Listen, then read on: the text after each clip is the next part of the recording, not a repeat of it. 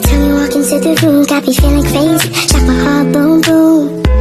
Any other boy would stare, but me I look away, cause you're making me scared. Trying not to breathe, 1, 2, 3. Halo teman-teman, perkenalkan nama saya Alda Dwi Jayanti. Saya berasal dari Fakultas Tarbiyah dan Tardis, Prodi PGMI, Universitas Islam Fatmawati Soekarno Bengkulu, semester 4.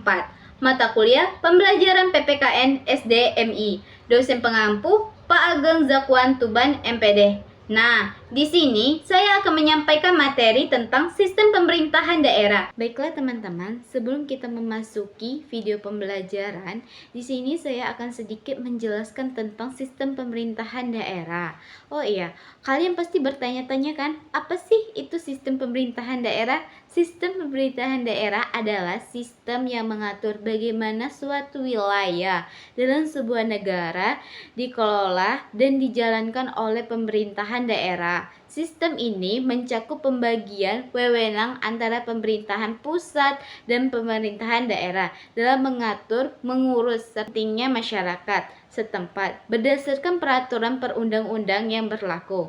Oh iya, sistem pemerintahan daerah bertujuan untuk memberikan kewenangan kepada daerah dalam menjalankan urusan pemerintahan guna meningkatkan kesejahteraan masyarakat. Nah, teman-teman, sistem pemerintahan daerah ini juga dibagi menjadi 3 bagian. Yang pertama itu ada sistem pemerintahan desa.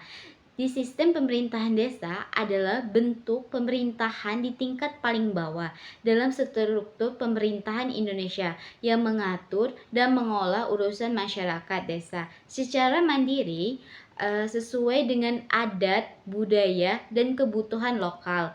Pemerintahan desa dipimpin oleh kepala desa atau lurah dan dibentuk oleh perangkat desa serta memiliki Badan Permusyawaratan Desa atau yang disebut DPD sebagai lembaga pengawasan. Nah, itu yang pertama. Yang kedua ada sistem pemerintahan kota. Sistem pemerintahan kota adalah bentuk pemerintahan di tingkat kabupaten atau kota yang bertanggung jawab atas administrasi dan pelayanan publik di wilayah perkotaan atau pedesaan dalam lingkungan kabupaten.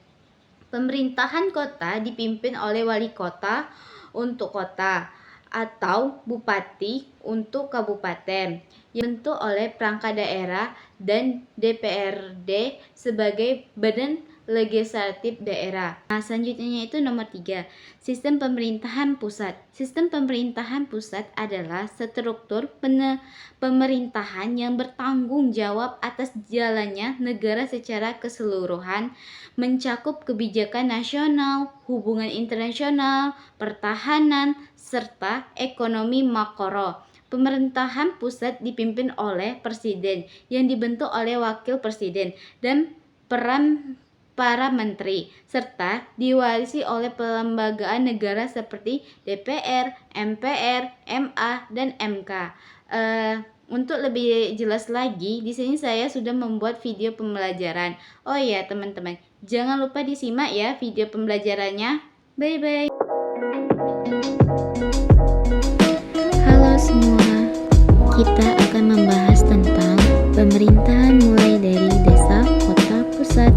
Selamat menyaksikan. Mari kita mulai materinya dari pemerintahan desa. Desa adalah pembagian wilayah administratif di Indonesia di bawah kecamatan yang dipimpin oleh kepala desa dalam melaksanakan tugasnya. Dibentuk oleh perangkat desa, badan permusyawarahan desa, dan lembaga permasyarakatan. Secara struktur, pemerintahan desa terdiri dari kepala desa, badan permusyawaratan desa, sekretaris desa, kepala urusan pemerintahan, kepala urusan pembangunan, kepala urusan kesejahteraan rakyat, kepala urusan keuangan, kepala urusan umum. Tetapi bagaimana dengan pemerintahan kota? Hanya saja dipimpin oleh wali kota yang dipilih juga secara langsung oleh rakyat dan berada pada sebuah area urban yang berbeda dari kampung, desa, dan kabupaten, tetapi masih berada di bawah provinsi. Dalam pemerintahan pusat, pemimpin tertinggi dipimpin oleh presiden dan wakil presiden yang dibentuk oleh perdana menteri dalam melaksanakan Perwakilan Rakyat Republik Indonesia atau DPR RI. Membuat presiden dalam memberikan pertimbangan dan persetujuan terhadap kebijakan yang dibuatnya. Sedangkan peraturan perundang-undang diatur oleh Majelis Permusyawaratan Rakyat. Pengaturan keuangan negara diatur oleh Badan Pemeriksaan Keuangan dan juga bertugas membantu presiden.